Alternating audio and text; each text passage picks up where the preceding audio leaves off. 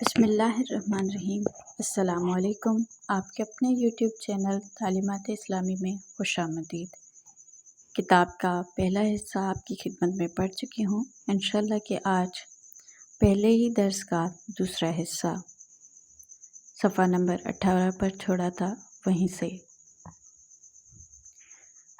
تحقیق و جستجو کرے۔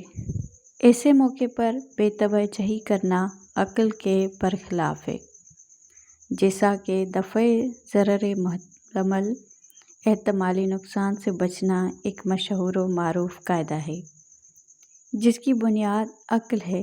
قرآن کریم نے پیغمبر اکرم صلی اللہ علیہ وآلہ وسلم سے خطاب کرتے ہوئے فرمایا: قُلْ رَأَيْتُمْ إِنْ كَانَ مِنْ عِنْدِ اللَّهِ ثُمَّ كَفَرْتُمْ بِهِ مَنْ أَضَلُّ مِمَّنْ هُوَ فِي شِقَاقٍ بَعِيدٍ۔ آپ کہہ دیجئے کہ کیا تمہیں یہ خیال ہے کہ اگر یہ قرآن خدا کی طرف سے ہے اور تم نے اس کا انکار کر دیا تو اس سے زیادہ کون گمراہ ہوگا؟ البتہ یہ بات ان لوگوں کے سلسلے میں ہے جن کے یہاں کوئی دلیل و منطق قبول نہیں کی جاتی۔ در حقیقت وہ آخری بات جو متعصب، مغرور اور ہٹ درم لوگوں کے جواب میں کہی جاتی ہے وہ یہ ہے اگر تم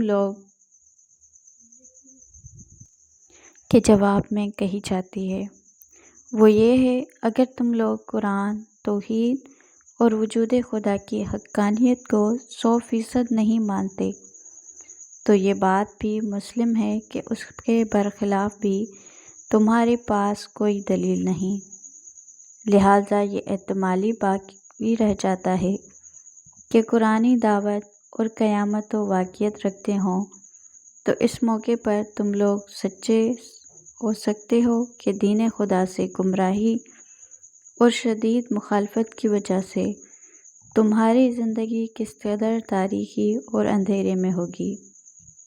اس بات کو ائمہ علیہ السلام نے ہٹ درم لوگوں کے سامنے آخری بات کے عنوان سے کی ہے، جیسا کہ اصول کافی میں ایک حدیث نقل ہوئی ہے جس میں امام صادق علیہ السلام نے اپنے زمانے کے ملحد و منکر خدا ابن ابی العوجہ سے متعدد مرتبہ بحث و گفتگو فرمائی ہے، اور اس گفتگو کا آخری سلسلہ حج کے موسم میں ہوئی ملاقات پر تمام ہوا، جب امام علیہ السلام کے بعض اصحاب نے آپ سے کہا: کیا ابن ابی العوجہ مسلمان ہو گیا ہے؟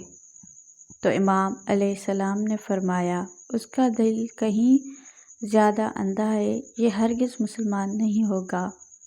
لیکن جس وقت اس کی نظر امام علیہ السلام پر پڑی تو اس نے کہا: اے میرے مولا و آقا! امام علیہ السلام نے فرمایا: ما جاء بک الی ھذا الموضوع، تو یہاں کیا کر رہا ہے؟ تو اس نے عرض کی: عاد الجسد وسنۃ البلد ولن نظر والناس فیہ من الجنون والحق ورمی الحجارہ، کیونکہ بدن کی عادت ہو گئی ہے اور ماحول اس طرح کا بن گیا ہے، اس کے علاوہ لوگوں کا دیوانہ پن، ان کا سر منڈانا، رمی و جمرہ دیکھنے کے لیے آ گیا ہوں۔ امام علیہ السلام نے فرمایا: انت بعدل علی عتوک و ضلالک یا عبد الکریم، اے عبد الکریم، تو ابھی بھی اپنی ضلالت و گمراہی پر باقی ہے۔ اس نے امام علیہ السلام سے گفتگو کا آغاز کرنے کے لیے کہا تو امام نے فرمایا: لا جدال فی الحج، حج جنگ و جدال کی جگہ نہیں۔ اور امام علیہ السلام نے اس کے ہاتھ سے اپنی عبا کو کھینچتے ہوئے یہ جملہ ارشاد فرمایا: ان یکون الامر کما تقول ولیس کما تقول نجونا ونجوت، وان یکن الامر کما نقول وہو کما نقول تجونا وہلکت۔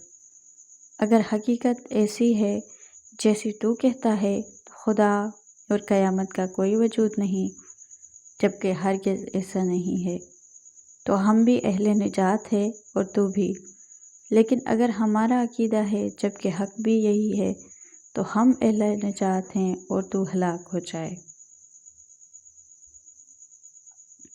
ابن ابی العوجہ نے اپنے ساتھی کی طرف رخ کیا اور کہا وجدت فی قلبی جزازت فردونی فردو فمات، میں اپنے دل میں درد کا احساس کر رہا ہوں، مجھے واپس لے چلو۔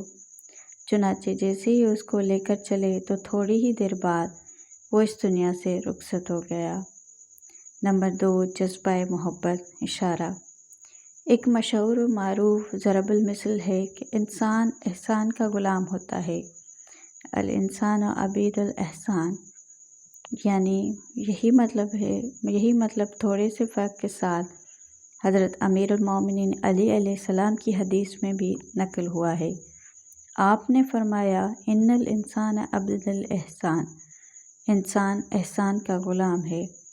نیز امام علیہ السلام نے ایک دوسری حدیث میں فرمایا بالاحسان تملک القلوب، احسان کے ذریعے انسان کے قلوب کو مسخر کیا جاتا ہے۔